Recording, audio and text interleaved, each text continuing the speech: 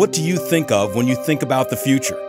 What are the challenges and what is the future for growth, prosperity, politics, society, the environment, technology, HSBC, and you?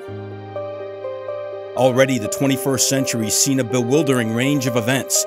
Giant firms suddenly going out of business, economies collapsing, conflict erupting, pandemics striking at the heart of our societies, cities being flooded, and the certainties of the past disappearing. So who is shaping the future and what are the challenges?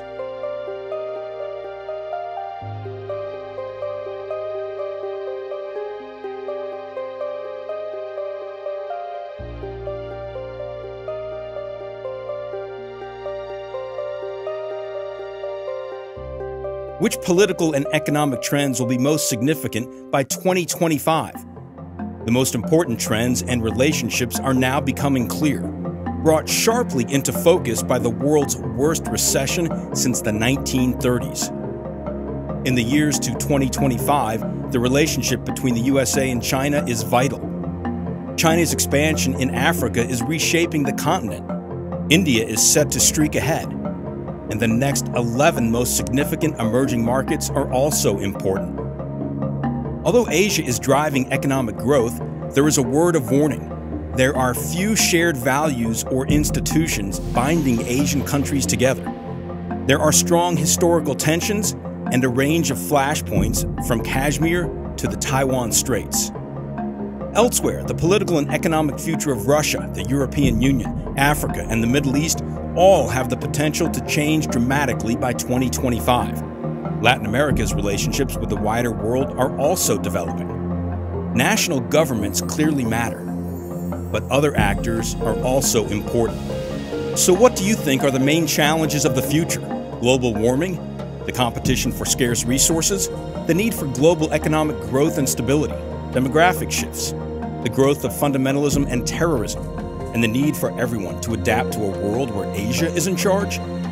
Although the world is changing fast, there is one enduring truth for anyone who is navigating the future. It's not simply what you do that matters, it's who you are.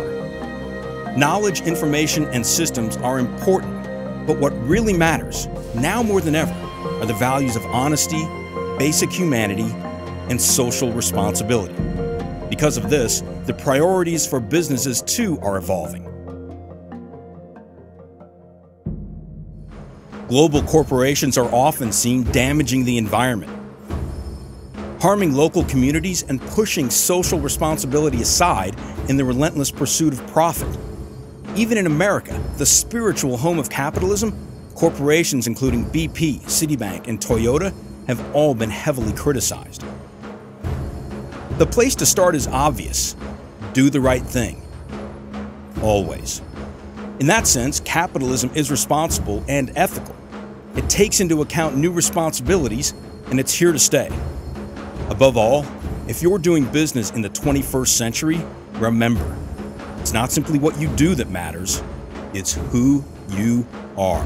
For this reason, values-based leadership, always essential, is now at a premium. Businesses may succeed by... The real source of wealth and capital is not material things, it is the human mind, the human spirit, and the human imagination. Connecting with a diverse range of talent, experience, and skills is vital. Remember, in a world where homogeneity and standardization dominate, we are building our business in the belief that different people from different cultures and different walks of life create value. We believe it is the combination of different people and the fusion of different ideas that provides the essential fuel for progress and success. What are you doing about it? The successful businesses of the future attract and develop talented people with leadership that is values-based, work that is meaningful, and a culture that is positive and dynamic. Successful businesses also understand that stewardship is as important as leadership. So given that customers, communities, and people are so important, how are they changing and what do they want? Maybe the answers can be found by the only certainties in life are death and taxes, and demography deals with them both. In the 21st century, we are seeing lower mortality rates, and greater life expectancy in the developed world where populations are aging. We're also seeing different family structures in the developing world. Urbanization is increasing. At work, we are noticing a different balance in the age of employees with different attitudes and ways of working. Handling these changes is a 21st century challenge for governments, societies, businesses, and individuals. But it's also an opportunity.